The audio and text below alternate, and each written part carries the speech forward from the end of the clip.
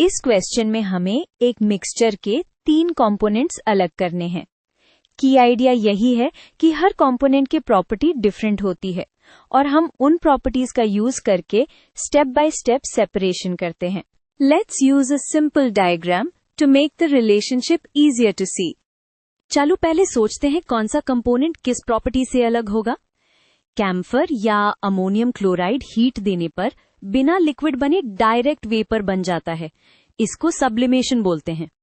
Salt पानी में dissolve होता है और सैंड डिसॉल्व नहीं होता। इसी लॉजिक से सेपरेशन का ऑर्डर डिसाइड होता है। स्टेप 1 में हम सब्लिमेशन करते हैं, क्योंकि अगर हम पहले वाटर ऐड कर देंगे कैम्फर वैसे का वैसा रहेगा और सेटअप मैसी हो सकता है। सब्लिमेशन से हम वॉलेटाइल सॉलिड को सीधा निकाल लेते हैं without disturbing sand and salt too much. Apparatus का आइडिया सिंपल है। मिक्सचर को चीन डिश में लेते हैं, ऊपर इन्वर्टेड फनल रखते हैं और फनल के स्टेम को कॉटन प्लग से बंद कर देते हैं। रीजन ये है कि वेपर्स फनल के अंदर ठंडे पार्ट पे डिपॉजिट हो जाए और बाहर एस्केप ना करें। अब जेंटल हीटिंग देते हैं, जो कैम्फर या अमोनियम क्लोराइड है वो वेपर बनेगा और फनल की इनर वॉल पर ठंडा होते ही सॉलिड बनकर डिपॉजिट हो जाएगा।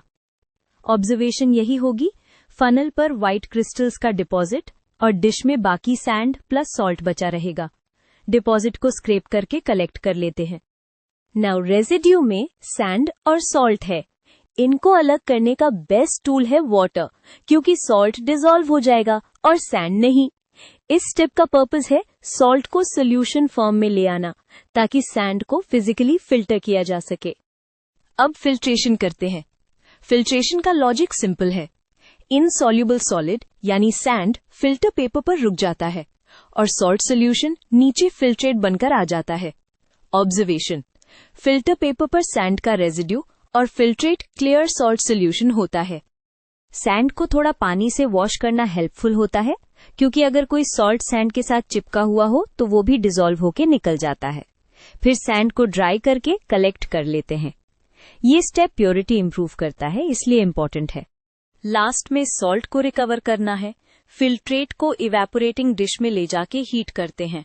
वाटर इवेपोरेट हो जाता है और सॉल्ट क्रिस्टल्स बचते हैं।